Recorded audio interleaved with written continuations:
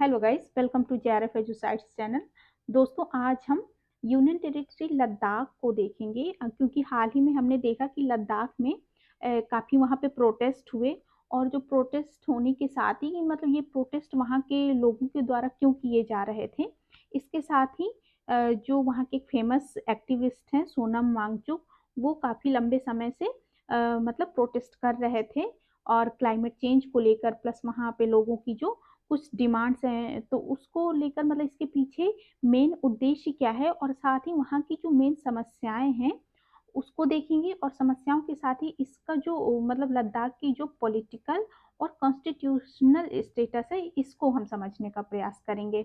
ठीक है, तो आइए हम देखते हैं सबसे पहले कि जो लद्दाख टेरिटरी है ये भारत में मतलब जो यूनियन टेरिटरी कब और कैसे बनी। तो इसका हम बैकग्राउंड अगर समझेंगे तो हम देखते हैं कि जब अगस्त 2019 में भारत की संसद में एक एक्ट पास हुआ था जिसको हम जम्मू कश्मीर रीऑर्गेनाइजेशन एक्ट कहते हैं। ठीक है, तो जम्मू कश्मीर रीऑर्गेनाइजेशन एक्ट 2019 जो इंडियन पार्लियामेंट में अगस्त 2009 को ये एक्ट पारित हुआ था। और इस एक्ट के तहत भारत में मतलब जो जम्मू कश्मीर था वो दो यूनियन टेरिटरी में डिवाइड हो गया था। फर्स्ट हमारा जम्मू एंड कश्मीर और सेकंड जो हुआ था लद्दाख। ठीक है, तो लद्दाख और जम्मू कश्मीर ये दो यूनियन टेरिटरी बनी थी। तो इसके साथ ही हम देखते हैं कि भारतीय संविधान में इसके क्या प्रोविजंस दिए गए हैं और साथ ही अभी जो वर्तमान में वहाँ की जो कंडीशन बनी हुई है, वहाँ के लोग जो प्रोटेस्ट कर रहे हैं तो बेसिकली उनकी डिमांड्स क्या है। ठीक है, कि मतलब हमें डेमोक्रेसी को सेव करना है और क्लाइमेट चेंज को लेकर जो इशू मतलब बहुत तेजी से जो उठ रहे हैं तो उसको हम देखेंगे समझेंगे। तो जैसे कि हम भारतीय संविधान के अनुच्छेद 244 जो कि पार्ट 10 में भाग 10 में यह मतलब वर्णित है कि जिन्हें अनुसूचित क्षेत्र और जनजातीय क्षेत्र जो नामित किए गए हैं। ठीक है, भारतीय संविधान का जो भाग 10 है इसमें अनुच्छेद 244 में भारत के संविधान में भारत के राज्य क्षेत्र में कुछ ऐसे क्षेत्र हैं जिन्हें हम क्या कहते हैं कि जो शेड्यूल्ड एरिया और शेड्यूल्ड ट्राइब्स मतलब जो जनजातीय क्षेत्र हैं उनको चिन्हित किया गया है। ठीक है, तो ये जो क्षेत्र हैं अनुसूचित क्षेत्र, अनुसूचित ये जनजातीय क्षेत्र भारत के किन राज्यों में स्थित हैं, इसकी स्थिति जो है भारत के संविधान के अनुच्छेद 10 और आर्टिकल 244 में इसका डिस्क्रिप्शन हमें मिलता है। तो जैसे कि हम देखते हैं कि संविधान की जो पांचवी अनुसूची है, तो पांचवी अनुसूची हमारी किससे संबंधित है? पांचवी अनुसूची मेनली राज्यों के जो अनुसूचित क्षेत्र और जो अनुसूचित जनजातियों के प्रशासन के नियंत्रण के बारे में है। ठीक है, कि जो पांचवी अनुसूची में क्या है कि देश के जो ऐसे राज्य हैं जो अनुसूचित क्षेत्र हैं और साथ ही अनुसूचित वहाँ की जो जनजातियां हैं उसका प्रशासन और नियंत्रण कैसे किस प्रकार होगा यह भारतीय संविधान की फिफ्थ शेड्यूल में पूरी तरह से डिस्क्राइब किया गया है। वहीं हम छठी अनुसूची देखते हैं कि जो छठी अनुसूची है यह भी मेनली एक प्रकार से जो जनजातीय क्षेत्र हैं उसके प्रशासन के बारे में मतलब वर्णन किया गया है। और जो छठी अनुसूची है इसमें भारत के चार प्रमुख राज्य आते हैं। ठीक है, भारत की जो छठी अनुसूची है वहाँ के सॉरी प्रशासन के बारे में भारत के जो नॉर्थ ईस्ट के स्टेट्स हैं जैसे हमारा पहला क्या है, असम, मेघालय, त्रिपुरा और मिजोरम। ठीक है, तो असम, मेघालय, त्रिपुरा, मिजोरम इन चार राज्यों के प्रशासन के बारे में उपबंध किए गए हैं। वहीं तो अब हम देखते हैं कि जो लद्दाख लद्दाख अभी इस समय क्या है, यूनियन टेरिटरी बनी हुई है। ठीक है, इससे पहले क्या था कि जो लद्दाख और जम्मू कश्मीर से पहले क्या था कि जम्मू कश्मीर एक पूरा राज्य था। लेकिन जब भारतीय संसद में जो एक्ट पारित हुआ था अगस्त 2019 में, जिसमें हम जम्मू कश्मीर को दो यूनियन टेरिटरी में विभाजित देखते हैं, एक हमारा जम्मू कश्मीर और दूसरा लद्दाख। ठीक है, जम्मू कश्मीर एंड लद्दाख ये दो मतलब यूनियन टेरिटरी बनी थी। तो वहाँ के लोगों की डिमांड बेसिकली क्या है, कहते हैं कि क्लाइमेट चेंज को लेकर इसके साथ जो हमारा मतलब अभी जो यूनियन टेरिटरी का स्टेटस है लद्दाख उसको क्या करना है, वहाँ के लोग क्या डिमांड कर रहे हैं कि हमें फुल स्टेटस का दर्जा दिया जाए यानी पूर्ण राज्य का दर्जा दिया जाए। और इसके साथ ही स्पेशल स्टेटस के तहत उनकी मांग क्या है कि इस राज्य को छठी अनुसूची में शामिल किया जाए। बेसिकली जो छठी अनुसूची में इनके मांग को लेकर जो मुख्य उद्देश्य है, क्यों ये छठी अनुसूची में विशेष प्रावधान की बात करते हैं कि हमें छठी अनुसूची में शामिल किया जाए, क्योंकि वो एक मतलब ट्राइबल क्षेत्र है, वहाँ पे मतलब जो जनजातियां हैं और साथ ही हम वहाँ पे ग्लेशियर्स वगैरह हैं, तो वहाँ का क्या है, एक डिफरेंट कल्चर है लोगों का।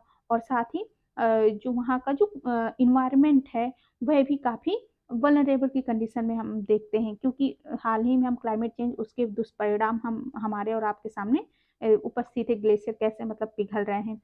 तो अगर इसको स्पेशल स्टेटस नहीं दिया जाएगा तो उनको यह भय है कि यदि बाहर से मीन्स कोई अदर स्टेट से, इंडिया के किसी अदर स्टेट से उनको यह अधिकार दे दिया जाएगा कि वो वहाँ वापस आकर जमीन अपनी ले सकते हैं, घर बना सकते हैं, कोई इंडस्ट्री स्टैब्लिश कर सकते हैं। तो इससे क्या होगा, जो लोकल लोग हैं उनकी जो कल्चर है, उनकी जो संस्कृति है, रहन सहन और उनकी जो पहचान है, वो कहीं ना कहीं हार्म होगी। ठीक है, वो उनकी जो पहचान है वो छिप जाएगी, उनकी जो लोकेलिटी है वो और लोगों के आने से प्रभावित होगी। और साथ ही साथ जब यहाँ पे विकास इंडस्ट्रियलाइजेशन होगा तो जिससे यहाँ पे क्या होंगे, पेड़ कटेंगे, जंगल कटेंगे और साथ ही अनेक जीव जंतु हैं, जो प्रजातियां हैं वो विलुप्त होंगी और जो अंततः हम क्लाइमेट चेंज का जो दुष्परिणाम है वो हमारे समझ उपस्थित होगा।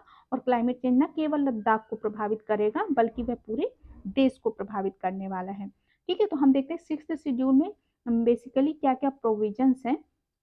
इसके तहत क्या करता है कि मतलब जो राज्यपाल को यह अधिकार होता है कि राज्यपाल मतलब स्वशासी जिलों को स्थापित या पुनर्स्थापित कर सकता है। मीन्स वहाँ पे स्टेट काउंसिल या डिस्ट्रिक्ट काउंसिल को बनाने का प्रोविजन है। अगर स्वशासी जिले में विभिन्न जनजातियां हैं तो राज्यपाल जिले के विभिन्न स्वशासी प्रदेशों में विभाजित कर सकते हैं। ठीक है, कि देखते हैं कि अगर उस जिले में जब हमारी जो डिस्ट्रिक्ट काउंसिल्स बनेंगी तो वहाँ देखते हैं अगर कि डिफरेंट डिफरेंट ट्राइब्स हैं तो उन ट्राइब्स के आधार पर राज्यपाल को यह पावर होती है कि उन विभिन्न जिलों को मतलब विभिन्न स्वशासी प्रदेशों के रूप में वो अलग अलग कॉन्स्टिट्यूट कर सकते हैं। ओके, फिर प्रत्येक स्वशासी जिले के लिए एक जिला परिषद होगी। मीन्स जो डिस्ट्रिक्ट काउंसिल होगी, जिला परिषद होगी, वो केवल पूरे जो 30 सदस्यों से मिलकर बनेगी। इसमें जो 30 सदस्य होंगे तो 30 सदस्यों में से जो 4 सदस्य होंगे वो राज्यपाल द्वारा मनोनीत किए जाएंगे और जो 26 होंगे वो वह मताधिकार के आधार पर निर्वाचित होंगे। और इस प्रकार से हमारी जो डिस्ट्रिक्ट काउंसिल है वो बनेगी। फिर नेक्स्ट इसका प्रावधान क्या है कि जिला व प्रादेशिक परिषद को अपने अधीन क्षेत्र के लिए विधि बनाने की शक्ति है। वह भूमि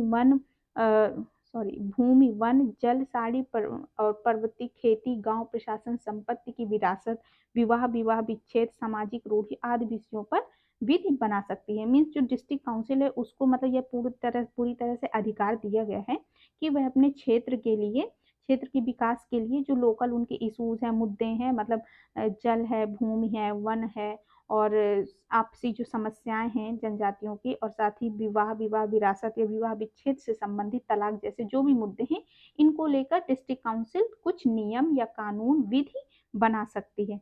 वहीं हम देखते हैं कि जनजातियों के जो आपसी मामलों के निपटारे के लिए ग्राम परिषद न्यायालय का गठन कर सकती है। दूसरा हम क्या देखते हैं कि जनजातियों क्षेत्रों में यदि जनजातियों के आपसी कुछ मामले होते हैं तो वहां पर डिस्ट्रिक्ट काउंसिल को यह अधिकार होता है कि वह ग्राम परिषद या न्यायालय का गठन कर सकती है। वहीं हम देखते हैं कि जब डिस्ट्रिक्ट काउंसिल्स का गठन हो जाता है, जब कोई भी क्षेत्र छठी अनुसूची या सिक्स शेड्यूल में आ जाता है तो वहां पर जो संसद या राज्य विधानमंडल के अधिनियम होते हैं वह स्वशासी जिलों ये स्वशासी प्रदेश में लागू नहीं होते। अगर इनको लागू किया भी जाता है तो इसमें अपवादों या फिर कुछ इसमें हेर फेर या बदलने के साथ फिर उस अधिनियम को लागू किया जाता है। तो ये वहाँ का एक स्पेशल स्टेटस है और इस स्पेशल स्टेटस के पीछे में मेन उद्देश्य क्या है कि लोगों की जो लोकल स्थानीयता के आधार पर जो उनकी पहचान होती है, ट्राइबल्स का जो कल्चर होता है वो सेव रहे, प्रोटेक्ट रहे, क्योंकि वो अपनी जो पहचान को लेकर, अपनी जो उनकी रहन सहन और जो जिस परिवेश में वे पले बढ़े हैं तो उसको वह खोना नहीं चाहते हैं। और ज़्यादातर हम देखते हैं कि इनका जो जुड़ाव लगाव होता है वो सामान्य आपके किसी शहरी क्षेत्र में जो आम जनजाति है उससे थोड़ा इनका जो रहन सहन वो अलग होता है। ठीक है, वो एक प्रकार से अपने को हर तरीके से प्रोटेक्ट करना चाहते हैं, सामाजिक आर्थिक मतलब हर तरीके से। ठीक है, तो वहीं हम देखते हैं कि लद्दाख का जो मेन इशू है तो अब इसमें देखिए आगे क्या प्रोसेस होता है, उस पे हम आगे आपको अपडेट करते रहेंगे। तो अभी के लिए इतना ही। Thank you, bye bye. अगर आपको लेक्चर अच्छा लगा हो तो लाइक करें और प्लीज़ चैनल को सब्सक्राइब करें, शेयर करें। और अब के लिए thank you, okay bye bye, मिलते हैं नेक्स्ट लेक्चर में।